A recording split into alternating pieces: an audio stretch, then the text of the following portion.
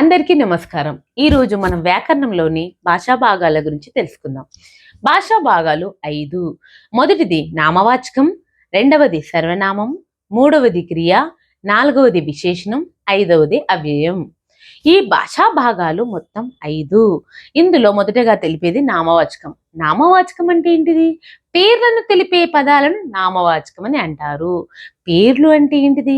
మనుషుల పేర్లు కావచ్చు, జంతువుల పేర్లు కావచ్చు, వస్తువుల పేర్లు కావచ్చు, ఏవైనా సరే వీటన్నిటి తెలిపే పదాలనే నామవాచకం అంటారు. నామం అంటే ఏంటిది?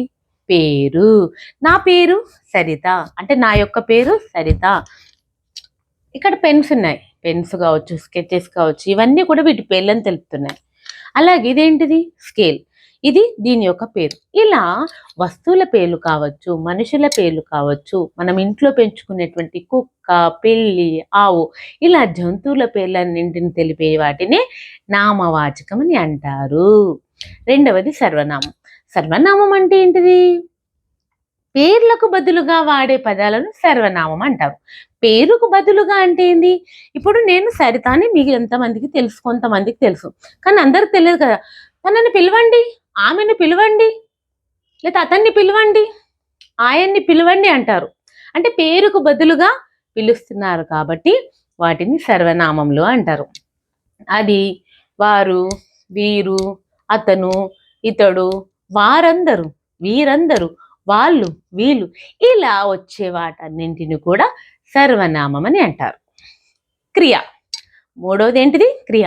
క్రియ అనగా ఏమిటి? పనులను తెలిపే పదాలను తెలిపే వాటిని క్రియ అని అంటారు. ఇప్పుడు ప్రజెంట్ నేను ఏం చేస్తున్నాను? చెబుతున్నాను, మాట్లాడుతున్నాను, ఇదన్నీ కూడా క్రియ అన్నమాట. ఫ్యాన్ తిరుగుతుంది. ఇక్కడ ఫ్యాన్ అనేది మనకు నామము, తిరుగుతుంది అనేది మనకు క్రియ. అంటే ఏదైనా సరే పనిని తెలిపే వాటిని క్రియ అంటారు. అమ్మ వంట చేస్తుంది. అక్కడ అమ్మ ఏం చేస్తుంది? వంట చేస్తుంది, అది కూడా క్రియ. అబ్బాయి ఆడుతున్నాడు, ఆడడం కూడా క్రియ. ఇలా ఇవన్నింటిని తెలిపే వాటిని క్రియ అని అంటారు. విశేషణం. నాలుగవది ఏమిటి? విశేషణం.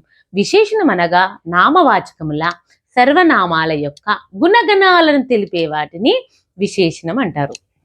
అంటే వాటి యొక్క స్వభావాన్ని, గుణాలను తెలిపే వాటినే మనకు విశేషణం అని అంటారు.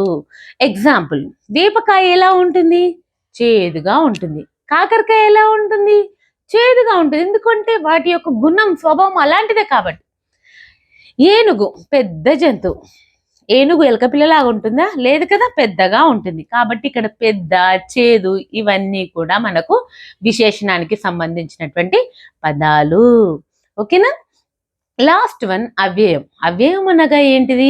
లింగ వచన విభక్తుల చేత మార్పు చెందని పదాలను అవ్యయాలు అని అంటారు. లింగము అంటే స్త్రీలింగం, పుంలింగం, నపుంసకలింగానికి సంబంధించినది. వచనాలు అంటే ఏకవచనం, బహువచనం కావచ్చు. అలాగే లింగ వచనం విభక్తులు. విభక్తులు అనగా డూము, ఊలు, ప్రథమ విభక్తి, ఇవన్నీ విభక్తులు ఉన్నాయి కదా. వీటన్నిటికి సంబంధించి కాకుండా అంటే లింగ వచన విభక్తుల చేత మార్పు చెందనిటువంటి పదాలనే అవ్యయాలు అని అంటారు. ఆహా, ఎంత బాగుందో! అవురా, భలే గమ్మత్తు చేస్తున్నావు! ఇలా ఆశ్చర్యార్థకానికి సంబంధించినటువంటి పదాలన్నీ కూడా అవ్యయానికి సంబంధించినవి. Okay children, follow my channel.